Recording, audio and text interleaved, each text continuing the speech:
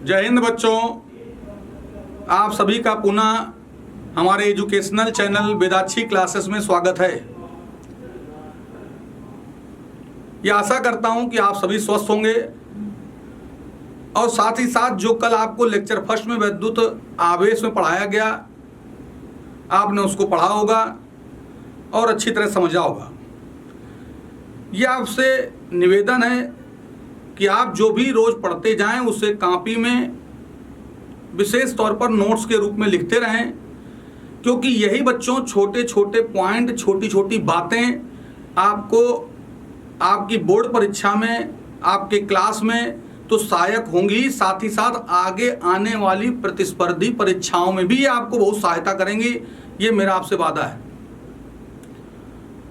इन्हीं सब बातों के साथ हम आगे बढ़ते हैं और कुछ समय के लिए विद्युत आवेश में आपने जो शुरुआत में पढ़ा उसका थोड़ा रिवीजन करते हैं, उसके बाद आगे बढ़ते हैं। जो हमने कल बताया उसके बाद आगे बढ़ेंगे, लेकिन थोड़ा सा शुरुआत में रिवीजन देखते हैं। आपने कल विद्युत आवेश चैप्टर के अंदर जो पढ़ा उसमें सबसे पहले आवेश की उत्पत्ति पढ़ी। उस आवेश की उत्पत्ति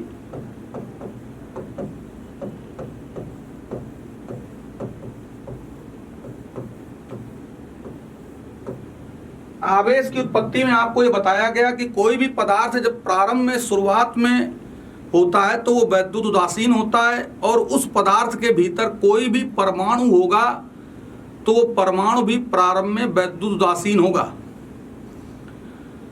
अर्थात परमाणु पर नेट आवेश शून्य होगा, और जब इसके हर परमाणु में नेट आवेश शून्य है तो इसका मतलब पूरा पदार्थ अपने भीतर नेट आवेश शून्य रखे होगा, अर्थात पूरा पदार्थ वैद्युत उदासीन होगा, परमाणु भी उदासीन होगा।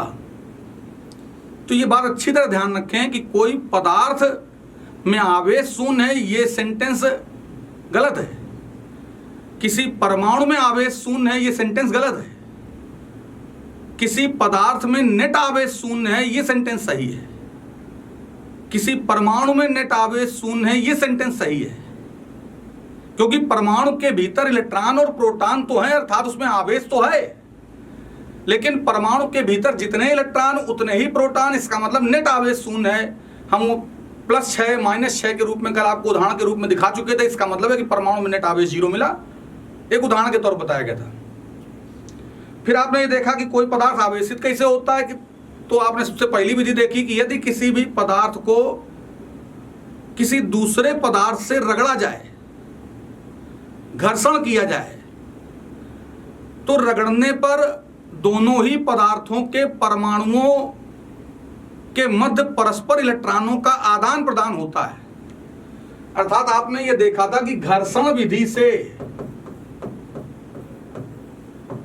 आवेश की उत्पत्ति जो हुई, सबसे पहली विधि घर्षण विधि आई, अर्थात एक पदार्थ को दूसरे पदार्थ से रगड़ा गया। उस घर्षण विधि से दोनों पदार्थों के बीच इलेक्ट्रॉनों का आदान प्रदान हुआ, अर्थात एक से इलेक्ट्रॉन गए और दूसरे को इलेक्ट्रॉन मिले थे। कल आपने बच्चों ये पढ़ा था, बोलो पढ़ा था, डर कह रहे हो तो एक में इलेक्ट्रॉन घटे थे और एक में इलेक्ट्रॉन बढ़े थे। तो जिसमें इलेक्ट्रॉन घटे थे, याद करिए कि जिसने इलेक्ट्रॉन त्यागे थे उसकी विशेषता क्या थी, और जिसने इलेक्ट्रॉन त्यागे वो धनावेशित हो गया था, और जिसने इलेक्ट्रॉन ग्रहण किए थे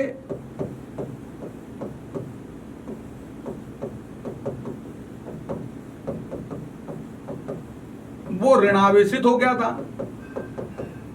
ये आपने सीखा। फिर इसके बाद बहुत अहम चीज आपने ये देखी थी कि जब आपको कल बताया गया था कि जब पदार्थ धनावेशित हुआ था तो उसने इलेक्ट्रॉन त्यागे थे और उसका द्रव्यमान जो था वो घटा था, और जब पदार्थ ऋणावेशित हुआ था इसका मतलब उसमें इलेक्ट्रॉन बढ़े थे, इसका मतलब उसका द्रव्यमान बढ़ा था। ये कल आपने देखा बच्चों। आवेश की उत्पत्ति की व्याख्या आपने सामान्य तौर पर कल यहां तक पढ़ी। फिर उसके बाद दूसरी बहुत अहम बात याद रखिए, हमने एक लाइन कल बोली थी आपको बच्चों कि किसी भी पदार्थ के भीतर आवेश की उत्पत्ति आवेश का होना उस पदार्थ का एक आधारभूत गुण है। जैसे किसी भी वस्तु का, किसी भी व्यक्ति का एक आधारभूत गुण उसका द्रव्यमान है, उसका आकार है, ऐसे आवेश भी किसी पदार्थ के भीतर जन्मजात रहता है यदि पदार्थ का आकार है तो। तुरंत सेंटेंस आ गया कि सर जी आकार है तो आवेश होगा। तो ध्यान सुनिएगा, आवेश से संबंधित कुछ छोटी छोटी टिप्स, फिर जल्दी ही उस टॉपिक पर आते हैं जो हमें कल के आगे पढ़ना है। बच्चों एक बात ध्यान रखिए कि आवेश, एक बात ये लिखेंगे आप बिल्कुल व्यवस्थित, कि आवेश किसी भी पदार्थ का वो महत्वपूर्ण गुणधर्म है जिसकी सहायता से हम वैद्युत क्षेत्र और चुंबकीय क्षेत्र भी उत्पन्न कर सकते हैं। और दूसरी बहुत महत्वपूर्ण बात कि यदि कहीं पर वैद्युत क्षेत्र है या चुंबकीय क्षेत्र है, जैसे यहां वैद्युत क्षेत्र है मान लीजिए, तो वैद्युत क्षेत्र की उपस्थिति का पता लगाने के लिए भी आवेश का इस्तेमाल होगा। चुंबकीय क्षेत्र है तो उसकी उपस्थिति का पता लगाने के लिए भी आवेश का इस्तेमाल होगा। तो ये नोट में बहुत महत्वपूर्ण निष्कर्ष आया, आप ये ध्यान रखें। पहला नोट बताया गया कि आवेश वैद्युत क्षेत्र और चुंबकीय क्षेत्र की उपस्थिति का पता लगाता है। वैद्युत आवेश वैद्युत क्षेत्र व चुंबकीय क्षेत्र की उपस्थिति का पता लगाता है तथा उन्हें उत्पन्न भी करता है। उन्हें मतलब इन दोनों क्षेत्रों को उत्पन्न भी कर सकता है।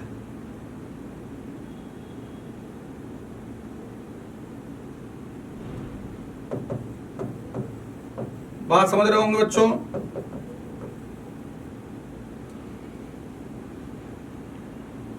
दूसरी बहुत महत्वपूर्ण बात आवेश के लिए ये बात ध्यान रखें कि किसी भी पदार्थ में आवेश यदि है तो निश्चित है कि उसके पास द्रव्यमान जरूर होगा। लेकिन किसी के पास द्रव्यमान है और उसके पास आवेश हो ये जरूरी नहीं है। आपने कहा सर जी कुछ नहीं पल्ले पड़ा, कुछ नहीं समझ में आया, क्या भूल गया। अर्थात ये बात ध्यान रखें कि आवेश किसी भी पदार्थ पर सवार है, पदार्थ में धनावेश या ऋणावेश है, तो उसके लिए यह अति आवश्यक है कि उसके पास द्रव्यमान भी हो। कैसे समझिए इस बात को? इलेक्ट्रॉन के पास द्रव्यमान भी है और इलेक्ट्रॉन के पास आवेश भी है।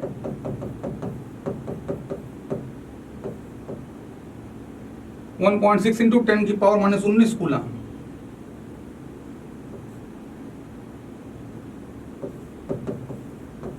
बात समझिएगा बच्चों। लेकिन यह जरूरी नहीं है कि जिसके पास द्रव्यमान हो उसके पास आवेश भी हो। जैसे न्यूट्रॉन पर आ जाइए, न्यूट्रॉन के पास द्रव्यमान तो है लगभग प्रोटॉन के द्रव्यमान के बराबर,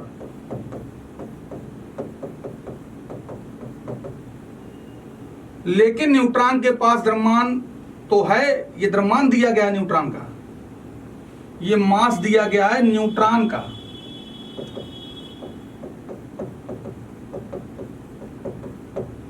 लेकिन न्यूट्रॉन पर आवेश हो ये जरूरी नहीं है, ये होता ही नहीं, हम जानते हैं।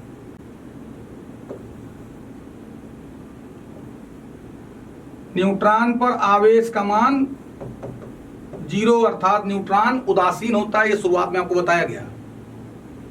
तो आवेश के दो महत्वपूर्ण गुण ये भी आए। नंबर तीसरा बहुत महत्वपूर्ण गुण याद रखिए, यहां पर देख लें बच्चों,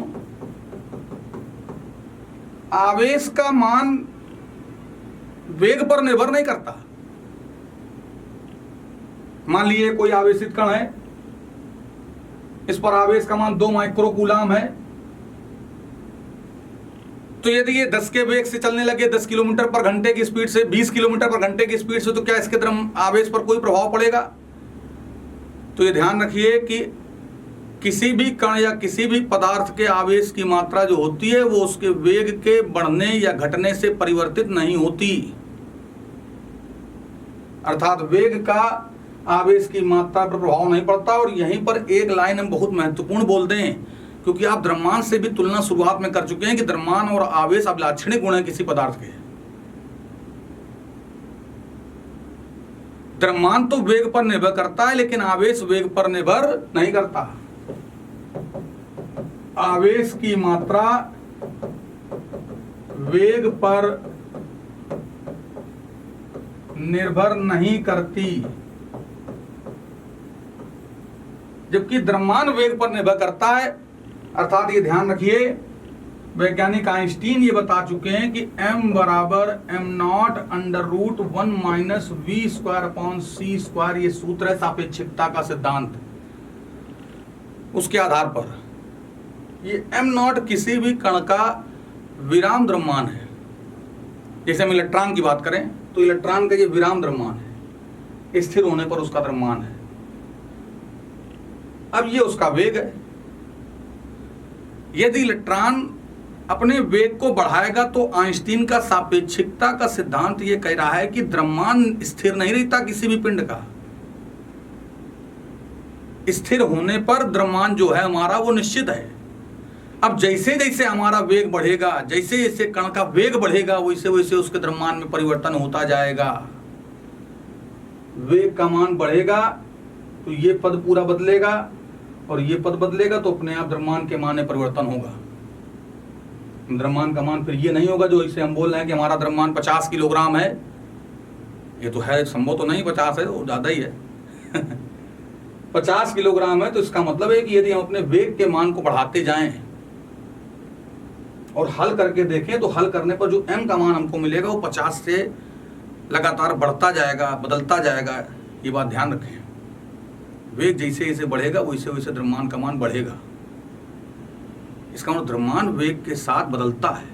वेग बढ़ने पर द्रव्यमान तो बढ़ता है, लेकिन वेग के बढ़ने पर आवेश की मात्रा पर कोई प्रभाव नहीं पड़ता। समझ रहे होंगे आप, दिमाग में बैठा लीजिए।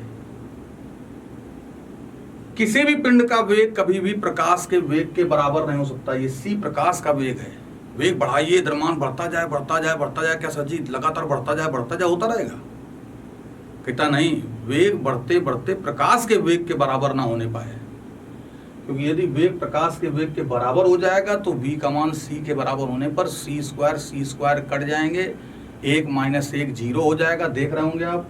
और जीरो का भाग देंगे तो अनंत आ जाएगा। इसका मतलब पिंड का द्रव्यमान अनंत हो जाएगा, अर्थात वो ब्रह्मांड में नहीं समा पाएगा। ये संभव नहीं है। तो आपने आवेश के विषय में बहुत महत्वपूर्ण गुण समझे। अब आगे बच्चों बहुत अहम बात बोली जा रही है। हमने आवेश की उत्पत्ति की पहली व्याख्या पढ़ी कि घर्षण विधि द्वारा आवेश उत्पन्न होता है। दूसरी बात, चालन विधि द्वारा आवेश उत्पन्न होता है, आवेश के चलने से। और ये लाइन जो बोलने जा रहे हैं ये न्यूमेरिकल के लिए बहुत महत्वपूर्ण है। क्या बात, ध्यान से देखें। चालन द्वारा कैसे आवेश होगा?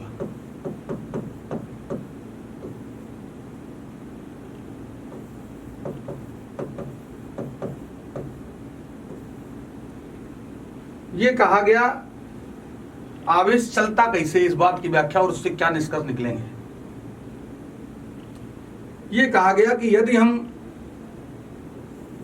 दो गोले लें, बिल्कुल समान आकार के गोले लें, एक समान, दोनों की त्रिज्याएं समान हैं,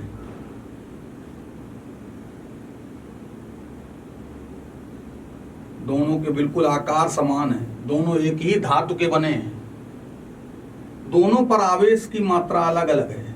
एक पर आवेश Q1 है, एक पर आवेश Q2 है। हम यदि इन दोनों गोलों को आपस में तार से जोड़ दें या आपस में जोड़ दें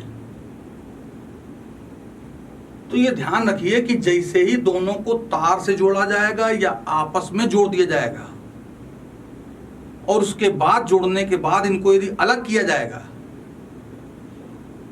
तो जोड़ने के बाद अलग करने के पर और ये भी तार जोड़ दिया।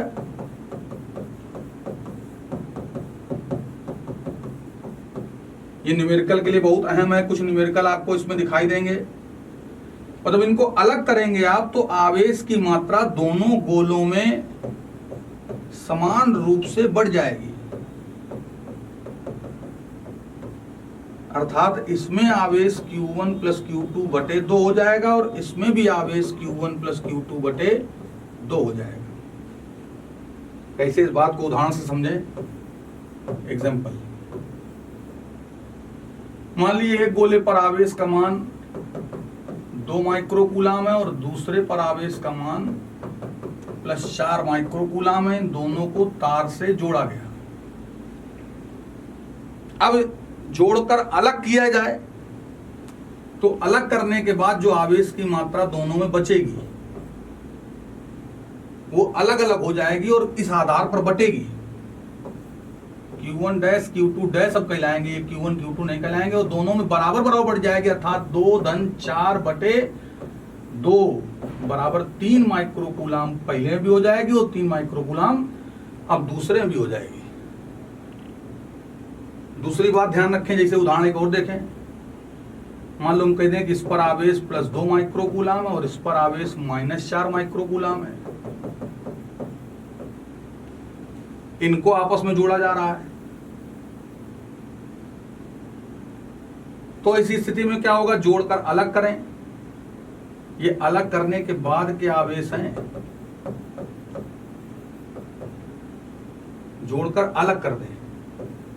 जब अलग करेंगे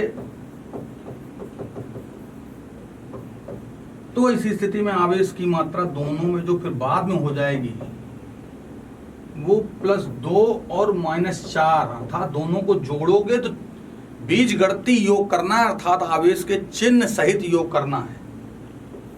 आवेश की मात्रा बराबर बटेगी तो -2 बटे 2 अर्थात -1 माइक्रोकूलाम पहले में भी और -1 माइक्रोकूलाम दूसरे में भी। आवेश चलकर एक से दूसरे में जाता है। हम अभी धारिता वाले चैप्टर में पढ़ेंगे, संधारित्र में आवेश का वितरण जुड़े रहने पर ही तब तक होता है जब तक विभव समान ना हो जाएं। तो ये बात आपको देखने को मिलेगी जब हम विभव पहुंचेंगे। ये बातें आपको न्यूमेरिकल में कई जगह देखने को मिलेंगी, इसलिए आपको संक्षेप में यहाँ पर बताएगी। बच्चों इस बात को ध्यान रखें। मेरी समझ से समझ में आ रहा होगा। बिल्कुल हलवा, मीठा हलवा अच्छी तरह से खाइए और समझिए। फिर इसके बाद आगे बढ़ते हैं। हमने आवेश के उत्पन्न होने की तीसरी विधि पढ़ी थी, प्रेरण विधि, और इसको बहुत गौर से समझिएगा बच्चों। आवेश की विधि, प्रेरण विधि क्या है, बिल्कुल आराम से स्मूथली बताया जा रहा है और इसको आप ध्यान से समझते रहिए, अपनी कॉपी में लिखते रहिए और बिल्कुल तैयार रहिए। ये मेरा आपसे वादा है कि आपकी कोई चीज छूटेगी नहीं। आपको महसूस होगा कि हमको कोई भी क्वेश्चन पूछा जाए तो हम उसका उत्तर दे लेंगे। बात समझ रहे होंगे बच्चों। प्रेरण विधि पर है। प्रेरण विधि का मतलब क्या है? हम जब किसी भी पदार्थ में आवेश उत्पन्न करना चाहें और उसे किसी दूसरे के संपर्क में ना लाएं, संपर्क में लाए बिना, जैसे हमने अभी यहां पीछे संपर्क में चालन विधि से किया, घर्षण में भी आपस में रगड़ने पर आवेश आया। प्रेरण विधि में किसी भी पदार्थ में आवेश लाना चाहते हैं, धन लाना चाहते हैं, ऋण लाना चाहते हैं, लेकिन हम इसको किसी के संपर्क में नहीं लाएंगे, किसी से स्पर्श नहीं कराएंगे और तब भी इसमें आवेश आ जाएगा। देखें जरा कैसे प्रेरण विधि।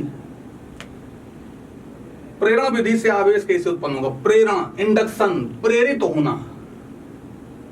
कोई भी उदासीन या अनावेशित पदार्थ में आवेश कैसे आएगा ये हमको सीखना है बच्चों। हमने मान लिए कोई धातु का गोला लिया, हम चाहते हैं कि इस पर आवेश आ जाए, ये कैसे संभव होगा ये देखना है। हमने इस धातु के गोले को एक स्टैंड पर सीधा खड़ा कर दिया। ये लकड़ी का अर्थात कुचालक का स्टैंड है, जिससे कि इस पर जब आवेश आए तो आवेश पृथ्वी से ना जुड़ा हो, किसी धातु से न जुड़ा हो, नहीं तो आवेश की मात्रा चलकर उस दूसरे धातु में भी आ जाएगी।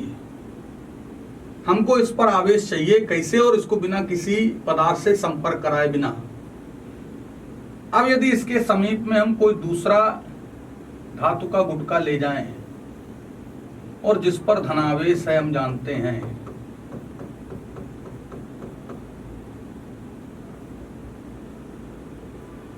बात समझिएगा बच्चों। तो जैसे जैसे हम धनावेश को इस गोले के अनावेशित गोले या पदार्थ के समीप लेकर आएंगे, तो जैसे ही इसके प्रभाव में ये गोला आएगा, इसके क्षेत्र के प्रभाव में आएगा, तो हम जानते हैं कि इस गोले के भीतर धन की मात्रा भी हर परमाणु के अंदर है और ऋण की मात्रा भी हर परमाणु के अंदर है, क्योंकि गोला तो बना तो पदार्थ से ही है, धातु से ही है। तो ये धन क्षण जो है वो उस पूरे गोले में जो भी परमाणु हैं, उन परमाणुओं में ऋण कण जो होंगे, धन आकर्षित करता है ऋण को। ऋण आकर्षित करता है धन को। आपने पीछे पढ़ा है, धन धन एक दूसरे से दूर भागते हैं, ऋण ऋण एक दूसरे से दूर भागते हैं, प्रतिकर्षित होते हैं। इसका मतलब लड़के लड़के आपस में लड़ेंगे, लड़कियां लड़कियां आपस में लड़ेंगी, लेकिन लड़के और लड़कियां जानते हैं आप तो वही चीज यहां पर, विपरीत प्रकृति के आवेश आकर्षित होंगे और समान प्रकृति के आवेश जो होंगे वो प्रतिकर्षित होंगे। तो धन जो है वो इनके परमाणुओं में जो इस धातु के गोले में होंगे, उनको ऋण को सबको अपनी तरफ खींच लेगा, ऋण सामने आ जाएंगे, और धन धन को धकेल के पीछे कर देगा, क्योंकि समान प्रकृति को नजदीक नहीं रखेगा, दूर ढकेलेगा। ये हुआ। कहता है हमको इस पर एक आवेश चाहिए, तो हम इसको क्या बोले अब कि ये धनावेशित हो गया कि ऋणावेशित हो गया? अभी कैसे बोल सकते हैं? कोई एक आवेश दीजिए। तो अब देखिए इसके आगे, अब इस वाले गोले को हम करते क्या हैं, ये क्षण धनावेशित थी, ये दूसरा चरण आ गया, ये पहला चरण था। इस धनावेशित क्षण ने इसको प्रेरित किया कि अपने पृष्ठ पर ऋण ले आओ, सामने धन ले आओ। अब इस गोले में क्या हुआ, हमको एक ही आवेश चाहिए। यहां पर ऋण आ चुका है, यहां धन आ चुका है। इस धन ने धन को ढकेल दिया हर परमाणु के और ऋण को सामने ले आया। इसका मतलब इस गोले में जितना भी धन था वो सब पीछे चला गया और जितना भी ऋण था वो सामने आ गया। अब इस गोले को क्या करिए, एक धातु की छड़ से या एक तार से जोड़कर पृथ्वी से जोड़ दीजिए। भू संपर्कित ये पृथ्वी है। जैसे ही से आप पृथ्वी से जोड़ेंगे तो कहीं कहीं आपको पढ़ने को मिलेगा कि ये सारा धन आवेश पृथ्वी पर चला गया, ये धन तो इस ऋण को पकड़े रहेगा कि विपरीत हो, आकर्षित रहो। धन कहते हैं पृथ्वी चला गया, कहता नहीं ऐसा नहीं होता, धन कैसे चल पाएगा, धन तो भारी होता है। पृथ्वी एक अनंत आवेश का भंडार है, उसके पास बड़ी संख्या में धन भरा है, उसके पास बड़ी संख्या में ऋण भरा हुआ है। यहां से पृथ्वी से तुरंत ऋण निकलकर इस धन से संयोग करेंगे और धन और ऋण मिलकर एक दूसरे को उदासीन कर देंगे। इसका मतलब ये सारा धन गया। ये नेट आवेश यहां ऋण के आने पर ये धन और ऋण मिले और नेट आवेश यहां 0 ये गायब।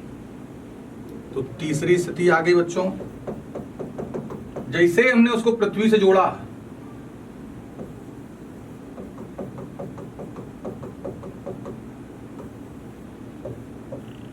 तो यहां तो ऋण रह गया और ये धन चला गया सारा पृथ्वी पर।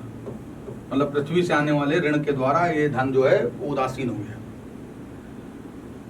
आप बड़े उत्साहित हो गए कि अरे सर जी ने कहा था कि इस पर ऋण आ गया, ये धन हो गया, बस हो गया काम, और तुमने बस समझना चालू कर दिया कि हटाओ धन क्षण को अलग करो। तो ये बात ध्यान रखें कि इस पर स्थायी रूप से ऋण नहीं रहेगा यदि आपने इसको हटा लिया, क्योंकि जैसे यदि इसको पहले हटा लिया तो ये सारा ऋण भी पृथ्वी में चला जाएगा। बात समझ रहे हैं बच्चों? आपको इस पर स्थायी रूप से ऋण चाहिए, तो अब इसके बाद क्या करिए कि स्थायी रूप से ऋण चाहिए तो अब पृथ्वी से इसको हटा दीजिए, ये कनेक्शन काट दीजिए। और जैसे काटोगे तो ये तो धन वाली क्षण तुम्हारी अलग रखी है, जैसे पृथ्वी से इसको हटाओगे तो तू जो जितना ऋण है वो पूरे पृष्ठ पर फैल जाएगा और ये पूरा गोला ऋणावेशित हो जाएगा। पढ़ेंगे आप अभी, ये समविभव पृष्ठ हो जाएगा, एक समान वैद्युत क्षेत्र पूरे पृष्ठ पर आ जाएगा। ये सब आगे के टर्म्स हैं, लेकिन आप हड़बड़ाएं नहीं। इस तरीके से ऋणावेश आया। तुरंत प्रश्न लड़के ने कर दिया कि सर जी मान लीजिए हम ऋण लेकर आते तो बच्चों कोई दिक्कत नहीं, ऋण लेकर आओगे तो सामने यहाँ धन आ जाएगा, यहाँ ऋण आ जाएगा, क्योंकि ऋण धन को खींचेगा, ऋण को ढकेल देगा। यहाँ धन होगा, यहाँ ऋण होगा, यहाँ धन आकर उसको उदासीन कर देगा, वही प्रोसेस सेम। बस ये ध्यान रखिएगा कि जिसमें आवेश उत्पन्न करना चाहते हैं, जब आप उसको पृथ्वी से जोड़ेंगे तो दूसरी तरफ वाला जो आवेश है वो पृथ्वी पर जाने के बाद आप यदि धन वाली प्लेट को हटा लें या ऋण वाली प्लेट को हटा लेंगे तो इस स्थिति में वो आवेश भी पृथ्वी पर चला जाएगा, फिर ठन ठन गोपाल हो जाओगे, कुछ नहीं बचा। पहले भू संपर्क काटिए, उसके बाद ये ऋण अपने आप फैल जाएगा, तुम जो हटा लो वो स्थायी रूप से उसमें बना रहेगा। तो आवेश को उत्पन्न करने की ये प्रेरण विधि थी, इंडक्शन विधि थी। इसी पर आधारित एक बहुत बढ़िया क्वेश्चन सुनिए बच्चों, क्योंकि वो टॉपिक जो है वो कूलाम जब वैद्युत बल आएगा तो अच्छी तरह समझ में आएगा। लेकिन आप जान गए हैं कि धन धन ऋण ऋण ये आवेशित वस्तुएं नजदीक आएंगी तो कभी भी नहीं चिपकेंगी, दूर दूर भागेंगी। समान प्रकृति, लड़के लड़के, लड़की लड़की, गुत्थम गुत्था लड़ाई, प्रतिकर्षण कभी भी समागम नहीं, अलगाव होगा। और विपरीत प्रकृति का आवेश धन ऋण तुरंत आकर्षण होगा। तो इस बात पर एक प्रश्न सुनिए ध्यान से। इन्होंने प्रश्न ये किया कि एक धनावेशित क्षण के समीप एक उदासीन क्षण लाई जा रही है, क्या इनके बीच आकर्षण बल या प्रतिकर्षण बल होगा? तो सामान्य तौर पर प्रश्न दिमाग में ये आता है कि सर जी एक में धन है और आपने कहा ऋण होगा तो ही आकर्षण होगा, या इसमें धन होता इसमें धन होता तो प्रतिकर्षण होता। लेकिन आपने एक को उदासीन कह दिया, इस पर नेट आवेश 0 है, इसमें धन है, तो कहाँ कोई बल नहीं लगेगा? कहता नहीं। देखिए ध्यान से, आपने अभी यहां पर सीखा, बच्चों ध्यान से देखिएगा। हमने प्रश्न कहा है कि यदि हम एक धनावेशित क्षण लें और उसके समीप में एक उदासीन क्षण लेकर आए, इस पर नेट आवेश 0 है, इसको भी किसी से रगड़ा नहीं गया,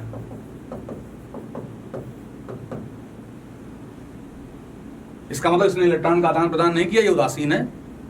अब इनको नजदीक लाए तो क्या आकर्षण या प्रतिकर्षण होगा? तो कहता ध्यान से देखिए, प्रेरण विधि आ गई। हमने स्पर्श नहीं कराया, जब ये धन क्षण इसके समीप लेकर जाओगे तो यहां पर परमाणु जो इसके अंदर भरे हैं उन परमाणुओं के भीतर गौर से देखिएगा, उन परमाणुओं के भीतर ऋण और धन दोनों उपस्थित है। धन जो है वो इन ऋण कणों को खींच लेगा और धन को ढकेल देगा। ऋण धन ऋण धन ऋण धन, ऋण सारे सामने आ गए, धन ढकेल कर पीछे हो गए, चलो दूर भगाओ, धन ने धन को ढकेल दिया। अब जब ऋण सामने आ गए तो ऋण और धन अर्थात विपरीत प्रकृति अर्थात लड़का लड़की, क्या होगा? आकर्षण। तुरंत इनके बीच आकर्षण बल हो जाएगा।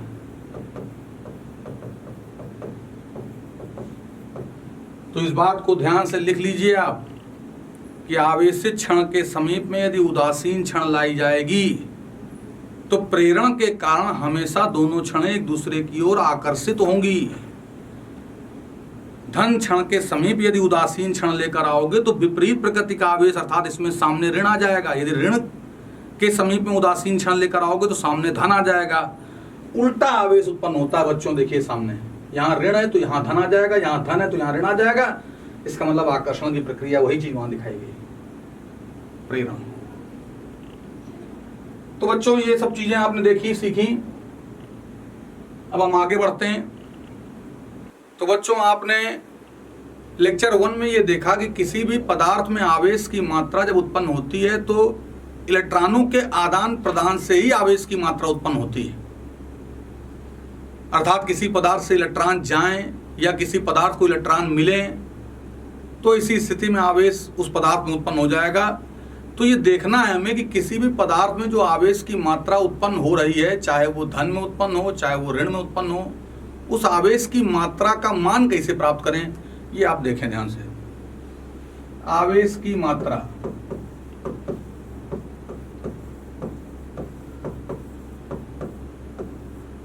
मान लीजिए कोई पदार्थ आपने लिया और उस पदार्थ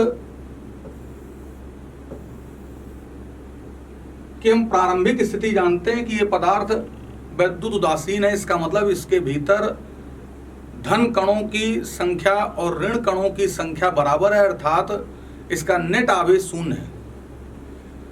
अब इसमें आवेश कैसे उत्पन्न होगा ये आप शुरू से पढ़ते चले आ रहे हैं कि जब तक इलेक्ट्रॉन का आदान प्रदान नहीं होगा, अर्थात इसके साथ दूसरा पदार्थ कोई रगड़ा जाए तो या तो ये इलेक्ट्रॉन त्यागेगा या तो ये इलेक्ट्रॉन ग्रहण करेगा।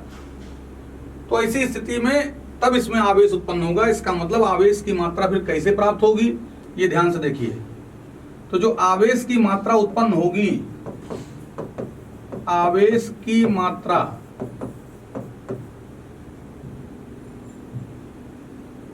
यदि मान लीजिए बच्चों कि इस पदार्थ ने एक इलेक्ट्रॉन त्यागा, तो यदि एक इलेक्ट्रॉन त्यागा है तो इसका मतलब हम जानते हैं कि इलेक्ट्रॉन के त्यागने पर पदार्थ में धनावेश उत्पन्न होता है। अर्थात एक इलेक्ट्रॉन त्यागा है तो धनावेश आया और एक इलेक्ट्रॉन के बराबर धनावेश आया क्योंकि एक इलेक्ट्रॉन त्यागा उसने। ऐसे ही यदि वो पदार्थ 2 इलेक्ट्रॉन त्यागे तो उसमें जो धनावेश आएगा वो +2 ही आएगा। पदार्थ यदि 3 इलेक्ट्रॉन त्यागे तो उसमें जो धनावेश आएगा वो +3 ही आएगा। इसी प्रकार जब पदार्थ 4 इलेक्ट्रॉन त्यागेगा तो उसमें जो आवेश उत्पन्न होगा वो +4 ही आएगा। इसी प्रकार से मान लो इससे n इलेक्ट्रॉन निकल गए तो आप कहोगे n निकल गए तो +ne धनावेश आ जाएगा इसमें। बात समझ रहे हैं बच्चों?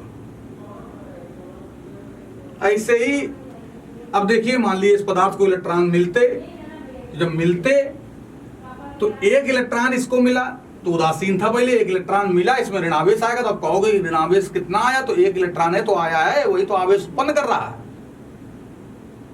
एक इलेक्ट्रॉन आया है तो -1e एक इलेक्ट्रॉन आया है।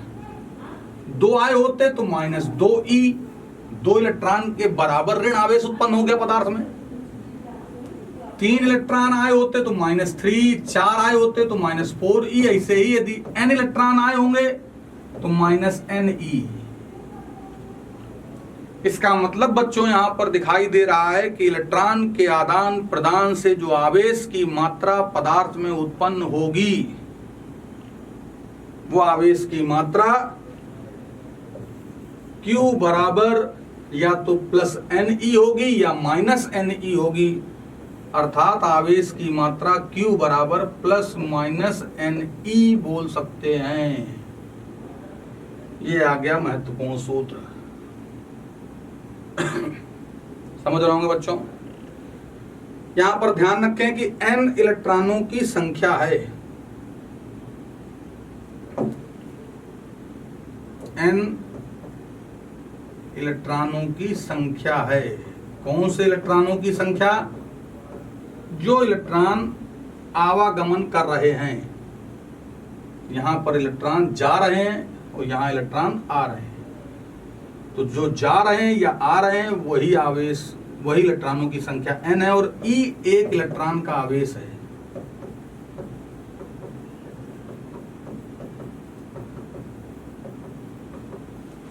एक इलेक्ट्रॉन पर आवेश की मात्रा है, ये मात्रा है 1.6 × 10⁻⁻19।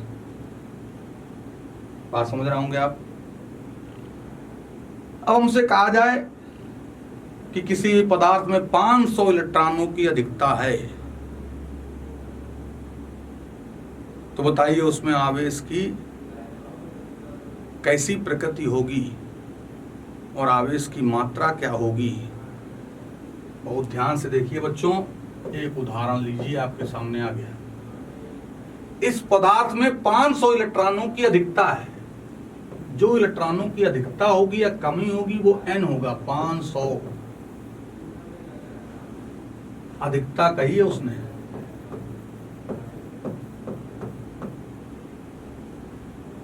किसी पदार्थ में यदि इलेक्ट्रॉनों की अधिकता होगी तो इसका मतलब पदार्थ में कैसा आवेश आएगा? बोलिए बोलिए बोलिए। ऋण आवेश आएगा। मात्रा निकाल लें, ये तो हमको मालूम ही पड़ गया कि अधिकता होगी तो ऋण आवेश आएगा। मात्रा का सूत्र है Ne। n बराबर 500, ई इलेक्ट्रॉन का आवेश 1.6 इंटू 10 की पावर -19। 2 जीरो उठाइए या 1 जीरो से पॉइंट हटा दीजिए। 16 पंचे 80, ये हो जाएगा 800। 1 जीरो, ये पॉइंट चला गया, इंटू 10 की पावर -19।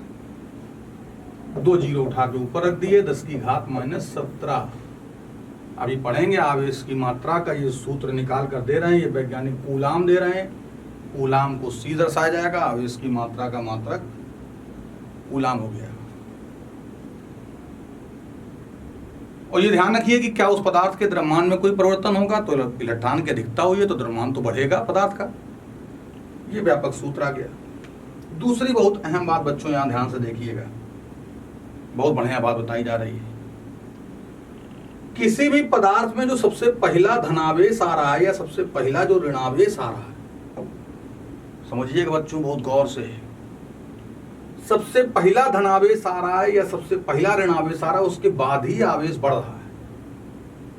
तो सबसे पहला धनावेश जो आ रहा है वो भी 1e है मात्रा में, सबसे पहला जो ऋणावेश आ रहा है वो भी 1e है मात्रा में।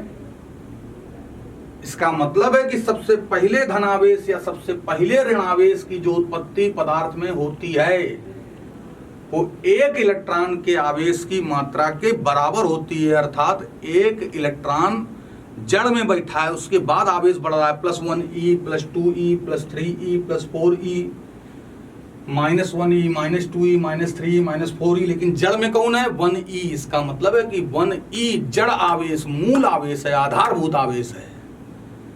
तो एक बहुत महत्वपूर्ण हेडिंग आ गई, मूल आवेश।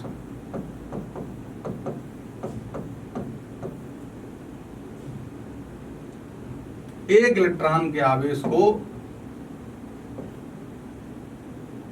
एक इलेक्ट्रॉन के आवेश की मात्रा को मूल आवेश कहते हैं। समझ रहे होंगे बच्चों?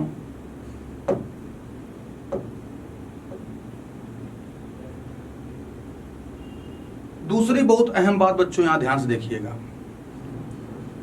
इन बातों को आप देखना चाहें, समझना चाहें, एक बार पॉज करके 1 मिनट का समय हम आपको दे रहे हैं, देख लीजिए, हम आगे बढ़ें।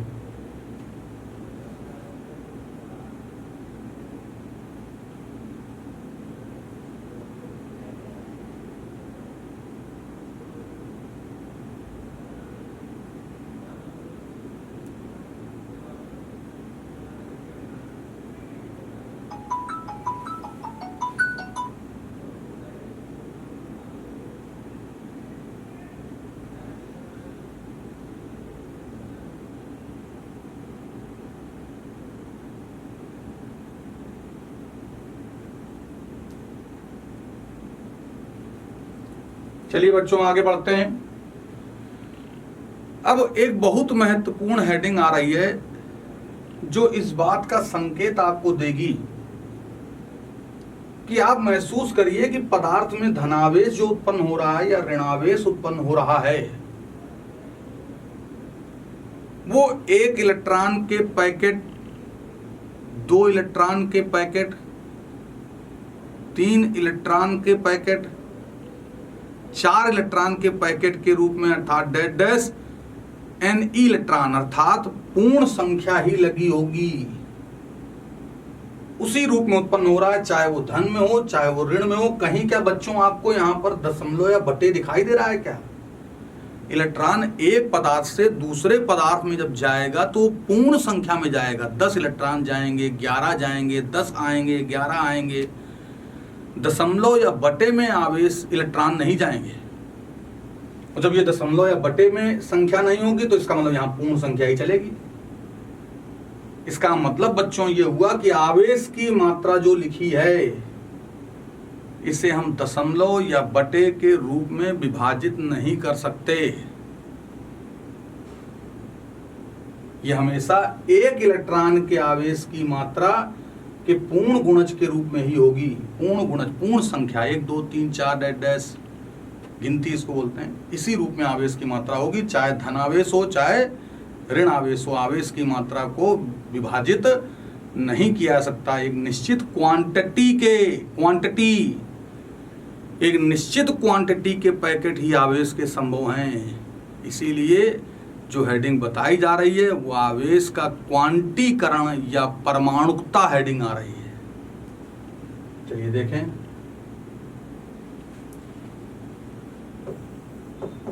आवेश की परमाणुकता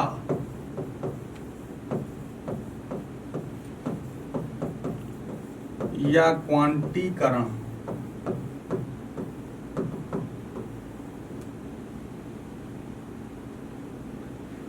किसी पदार्थ में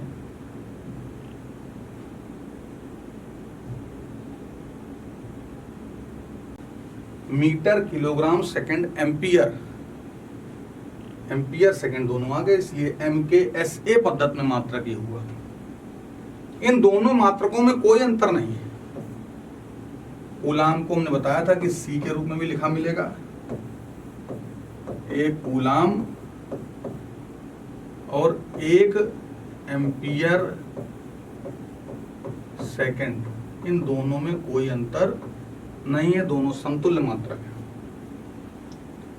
फिर इसके बाद बच्चों देखिए, आवेश की मात्रा का सीजीएस पद्धति में मात्रक भी आएगा।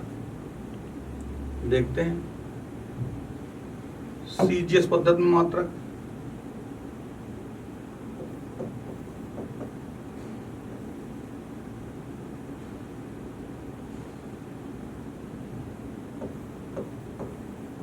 सीजीएस पद्धति में इसका मात्रक ESU अर्थात इलेक्ट्रोस्टैटिक यूनिट। सीजीएस पद्धति में मात्रक, ESU पद्धति में मात्रक जो होगा वो क्या होगा बच्चों, देखिए वो स्टेट कूलाम सीजीएस पद्धति में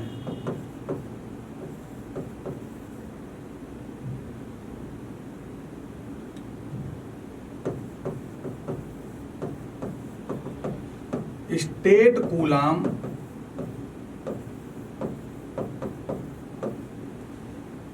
या फ्रैंकलिन होगा।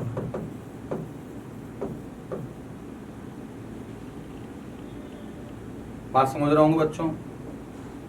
फिर एक पद्धति और भी, ये सब काम आएंगे आपको, देखिएगा कहीं ना कहीं किसी भी भविष्य में मोड़ में आपको ये दिखाई देंगे। EMU पद्धति में भी आता है, इलेक्ट्रो मैग्नेटिक यूनिट।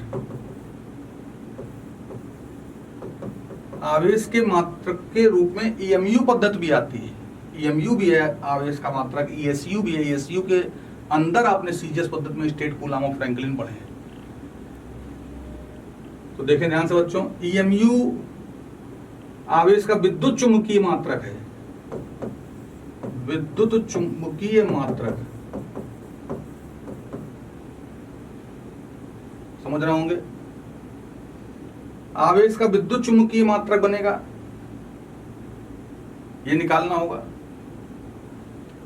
और इन दोनों ही मात्रकों का कूलाम के साथ में, जो EMU था और ESU है, ये दोनों का आवेश के SI पद्धति के मात्रक के साथ में संबंध क्या होगा वो देखें। 1 ESU बराबर 1/3 गुणे 10⁻9 कूलाम और एक EMU बराबर 10 कूलाम। तो बच्चों आप ये देख रहे हैं कि CGS पद्धति में आवेश का मात्रक स्टेट कूलाम या फ्रैंकलिन होता है। EMU भी आवेश का विद्युत चुंबकीय मात्रक है। EMU का मान 10 कूलाम के बराबर है। ESU इलेक्ट्रोस्टैटिक अर्थात स्थिर वैद्युतिकीय मात्रक आवेश का जो है वो इसके बराबर है। आवेश के और भी अन्य बड़े मात्रक हैं। उन बड़े मात्रकों में हम आवेश का जो मात्रक पढ़ेंगे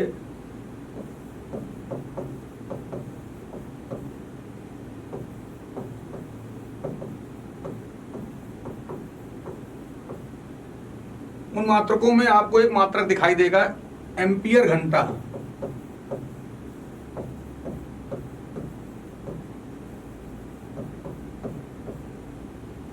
एम्पियर घंटा जो होता है वो 3600 एम्पियर सेकंड मतलब कूलाम, तो 3600 कूलाम के समतुल्य होता है। आवेश का एक मात्रक आपको और भी दिखाई देगा जो कि फैराडे होगा। वो आवेश का मात्रक जो फैराडे है ये बहुत बड़ा मात्रक है। 96,500 कूलाम आवेश होता है इसमें। आवेश के सारे मात्रक आपने सीखे। आपको कंपटीशन में क्वेश्चन मिला है, ध्यान रखिए ESU और EMU का अनुपात क्या होगा। तो आपके पास सारे मान हैं। आपसे EMU बटे ESU पूछे बच्चों तो कर लेंगे, ESU बटे EMU पूछे तो अनुपात बटे करके निकाल लेंगे। इस तरीके से क्वेश्चन कंपटीशन में आ चुका है। आवेश के मात्रक के साथ साथ आवेश कैसी राशि है, आवेश का बीमी सूत्र तो याद रखें। आवेश का मात्रक तो आप पूरा पढ़ ही चुके। आवेश की परिभाषा तो याद रखिए, आवेश किसी पदार्थ का वह गुणधर्म है जिसकी सहायता से हम विद्युत क्षेत्र व चुंबकीय क्षेत्र की उपस्थिति का पता लगाते हैं। यह विद्युत क्षेत्र व चुंबकीय क्षेत्र किसी पदार्थ मतलब आवेश के द्वारा उत्पन्न किया जा सकता है। तो आवेश को सामान्य तौर पर इस परिभाषा के रूप में बोल सकते हैं। तो आपको ये खंड याद रखने की परिभाषा, मात्रक, बीमी सूत्र, राशि, ये संभव हो किसी राशि के साथ में तो आप बोलें। मात्रक हो गए, परिभाषा बोल चुके पीछे, राशि हम पदार्थ को इधर रखकर रगड़ें, चाहे इधर रखकर रगड़ें या इधर रखकर रगड़ें, किसी भी पदार्थ में आवेश जो उत्पन्न हो रहा है वो दिशा पर निर्भर नहीं करता, अर्थात आवेश एक अदिश राशि है। बीमीय सूत्र जो फर्स्ट ईयर में आप पढ़ चुके हैं। तो आप ये Q बराबर IT पीछे सूत्र पढ़कर आ चुके हैं। तो I धारा है उसके लिए A बोलते हैं, T समय उसके लिए T बोलते हैं। तो आप मिलाकर लिख दें AT या TA। परिभाषा, मात्रक, बीमी सूत्र, राशि। तो बच्चों आपने एक बड़ा हिस्सा अभी तक पढ़ा। अब इसके बाद हम ये देखेंगे आगे जो हम पीछे बोलकर आए थे कि आवेशित पदार्थों के बीच में आकर्षण बल लगेगा या प्रतिकर्षण बल लगेगा। समान प्रकृति के आवेशित पदार्थों के बीच में आकर्षण बल या प्रतिकर्षण बल लगेगा, या आप बताइए। एक सेकंड में देखते हैं। हाँ, शाबाश बच्चों। समान प्रकृति के आवेशित पदार्थ अर्थात धन धन, लड़का लड़का, ऋण ऋण, लड़की लड़की, यस वेरी गुड, प्रतिकर्षण बल लगेगा। और विपरीत प्रकृति के आवेशित पदार्थ, ना बोलने दीजिए मुझको, बस इतना ध्यान रखिए, विपरीत प्रकृति के आवेशित पदार्थों के बीच आकर्षण बल लगेगा। तो ये बात ध्यान रखनी है। हम आगे इसको कंटिन्यू करेंगे अगले लेक्चर में कि जो आवेशित पदार्थों के बीच में आकर्षण बल या प्रतिकर्षण बल जो लग रहा है इसे वैद्युत बल कहा जाता है। ये वैद्युत बल वैज्ञानिक कूलाम परिभाषित करेंगे, इसलिए इसे कूलामीय बल भी कहा जाएगा। ये कैसे व्याख्यित होगी पूरी भाषा, ये हमको देखना है। और बहुत महत्वपूर्ण टॉपिक है बच्चों, ये बात ध्यान रखें कि साथ साथ तैयार करते रहें। नोट्स बनाते रहें और इस बात को देखते रहें कि हमने पीछे क्या क्या पढ़ा। तो वैद्युत आवेश से आवेश की उत्पत्ति, घर्षण विधि, कैसे धनावेशित कैसे ऋणावेशित होता है, ये आपने देखा। आवेश के जो गुणधर्म होते हैं वो आपने बहुत अच्छी तरह देखे। वैद्युत आवेश वैद्युत क्षेत्र व चुंबकीय क्षेत्र की उपस्थिति का पता लगाता है तथा उन्हें उत्पन्न भी करता है। यदि जहां नहीं है तो ये उत्पन्न भी करेगा और यदि है तो उसकी उपस्थिति का पता लगाएगा। Very good. फिर दूसरा पॉइंट आपने देखा कि आवेश का मान आवेशित वस्तु के वेग पर निर्भर नहीं करता। वस्तु वेग बढ़ाए घटाए स्थिर रहे, आवेश की मात्रा वही रहेगी, जबकि द्रव्यमान उसी के समतुल्य जो अभिलाक्षणिक गुण था वो आपने देखा कि वेग के बढ़ने पर बढ़ता है। आइंस्टीन बता रहे हैं। तीसरा बहुत महत्वपूर्ण गुण था, किसी भी पदार्थ में आवेश है तो द्रव्यमान होना अति आवश्यक है, और यदि द्रव्यमान है और आवेश हो ये आवश्यक नहीं है। आपने उदाहरण देखा कि न्यूट्रॉन के पास द्रव्यमान तो होता है लेकिन उसके पास आवेश नहीं है, जबकि इलेक्ट्रॉन के पास आवेश है तो उसके पास द्रव्यमान भी है। फिर इसके बाद बहुत महत्वपूर्ण निष्कर्ष आए, आवेश को उत्पन्न करने की आवेशन विधि। इसमें आपने देखा कि आवेश कैसे चलेगा, चालन विधि। जब दो चालक गोले लिए जाएं, दोनों में आवेश की मात्रा समान है, बिल्कुल एक जैसे आवेश गोले हैं, एक आकार के हैं, तो आवेश जब दोनों चालकों को जोड़ा जाए तो आवेश तुरंत चलने लगेगा। और यदि अलग किया जाए तो आवेश की मात्रा दोनों में स्पर्श करके अलग करने के बाद बराबर बराबर बढ़ चुकी होगी। ये चलकर आवेश जाने पर इस प्रकार से आवेश का वितरण होता है जब आकार समान है। ध्यान रखिए बच्चों, आकार समान होंगे तो आवेश का वितरण इस प्रकार होगा। यदि आकार अलग अलग हैं तो आवेश का वितरण तब तक होगा जब तक विभव समान ना हो जाएं। ये बात अच्छी तरह समझ लीजिए, हम धारिता में भी बोलेंगे। जब दोनों समान आकार समान धातु के गोले अलग अलग आवेश की मात्रा के थे, दोनों को तार से जोड़ा गया तो आवेश का वितरण चालू हुआ, और तब तक वितरण चालू होगा जब तक दोनों पर आवेश की मात्रा अलग करने के बाद बराबर बराबर न बढ़ जाए। अलग होने पर आवेश की मात्रा है बराबर बराबर बढ़ गई। हमने आपको इस बात को उदाहरण के तौर पर दिखाया। जब भी आवेश जुड़ेगा तो चिन्ह सहित बीजगणितीय योग होगा। ये बात ध्यान रखें। किस तरीके से हुआ ये आपने देखा। प्रेरण विधि से आवेश कैसे उत्पन्न होता है ये भी आपने देखा। यहाँ पर सीखे कि हाँ, किसी भी पदार्थ में आवेश उत्पन्न करना है तो बिना संपर्क में लाए पदार्थ में आवेश उत्पन्न हो जाए, किसी दूसरे आवेशित पदार्थ के संपर्क में लाए बिना, तो ये प्रेरण विधि है। आपने किस तरीके से सीखा। हम दो आवेशित अनावेशित गोलों को भी इसी प्रकार से प्रेरण के द्वारा आवेशित कर सकते हैं। यदि एक आवेशित गोला ये था अनावेशित गोला, इनको दो जोड़ों को जोड़कर रख दें और यहाँ पर धन लाकर रखें, तो ध्यान समझिएगा बच्चों, जो धन होगा तो दूसरे जुड़े हुए गोले में जाकर धन उसमें चला जाएगा। बात समझ रहे ना। तो इस तरीके से वो प्रक्रिया हुई। जब उसमें चला गया तो तुरंत अलग कर दीजिए। जब अलग कर दिए तो पूरा धन उसमें बढ़ जाएगा, ऋण से पूरा अकेले रह जाएगा। तो ये दो गोले भी हम आवेशित कर सकते हैं प्रेरण विधि से। तीसरा, आवेश की मात्रा जो उत्पन्न होती है उसमें सबसे पहला धनावेश या ऋणावेश जो पदार्थ में उत्पन्न होता है इलेक्ट्रॉन के आवागमन के बाद, वो हमेशा एक इलेक्ट्रॉन के आवेश की मात्रा के बराबर ही उत्पन्न होता है। उसे मूल आवेश कहा जाता है। ये आपने देखा। एक इलेक्ट्रॉन के आवेश की मात्रा को मूल आवेश कहते हैं। आवेश की मात्रा जो पदार्थ में धन या ऋण के रूप में उत्पन्न होगी उसका सूत्र व्यापक आपने देखा, Q बराबर प्लस माइनस NE। यहाँ N इलेक्ट्रॉनों की संख्या है। ये बात ध्यान रखें कि ये संख्या 1 2 3 अर्थात पूर्ण संख्या के रूप में ही होगी, पूर्ण इन नंबर के रूप में ही होगी, दशमलव या बटे में कभी भी नहीं होगी। हमने एक उदाहरण भी आपको दिखाया कि हाँ, यदि इलेक्ट्रॉनों की संख्या का आदान प्रदान हुआ है तो किस तरीके से आवेश की मात्रा आएगी और कैसे प्रकृति में आएगी। आवेश की परमाणुकता या क्वांटीकरण, आवेश की मात्रा जो आपने पीछे निकालना सीखी उसमें देखा कि आवेश की मात्रा इलेक्ट्रॉन के आवेश की मात्रा के पूर्ण गुणज के रूप में ही उत्पन्न हो रही है। ई के साथ में पूर्ण संख्या का ही गुणा हो रहा है, दशमलव या बटे का गुणा नहीं हो रहा है। इसका मतलब आवेश की मात्रा जो उत्पन्न हो रही है वो दशमलव या बटे में विभाजित नहीं हो सकती। इसका मतलब आवेश की मात्रा के निश्चित पैकेट ही संभव हैं निश्चित क्वांटिटी ही संभव है, दशमलव या बटे में आवेश संभव नहीं है। इसे आवेश के क्वांटीकरण या परमाणुता कहते हैं। ये आपने देखा। फिर बहुत महत्वपूर्ण देखा कि आवेश की मात्रा का मात्रक क्या होगा, आवेश को कितने कितने तरीकों से नापते हैं, उसके मात्रक क्या होंगे। एसआई पद्धति में मात्रक कूलाम हो गया, कूलाम और एम्पियर सेकंड दोनों समतुल्य मात्रक हो गए। एम्पियर सेकंड एमकेएस पद्धति में हो गया। सीजीएस पद्धति में आवेश के मात्रक को ईएसयू कहा जाता है, और ईएसयू जो होगा वो किसके बराबर होगा, ये आपने देखा। सीजीएस पद्धति में आवेश के मात्रक को स्टेट कूलाम या फ्रैंकलिन भी कहते हैं।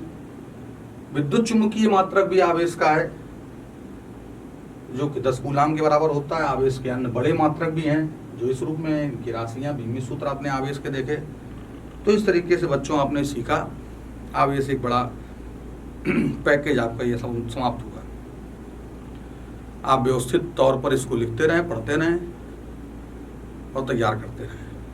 वीडियो को गौर से देखिए, जहाँ पर आपको लिखना हो पॉज कर लीजिए, फिर लिखिए, फिर आगे कंटिन्यू करिए, स्किप करके मत देखिए, समझिए। पढ़ाई को समय दीजिए तो फिर आपका भी समय अच्छा हो जाएगा। यदि पढ़ाई को समय नहीं देंगे तो समय बुरा हो जाएगा। इन्हीं सब बातों को ध्यान रखते हुए आपसे विदा लेते हैं। जय हिंद।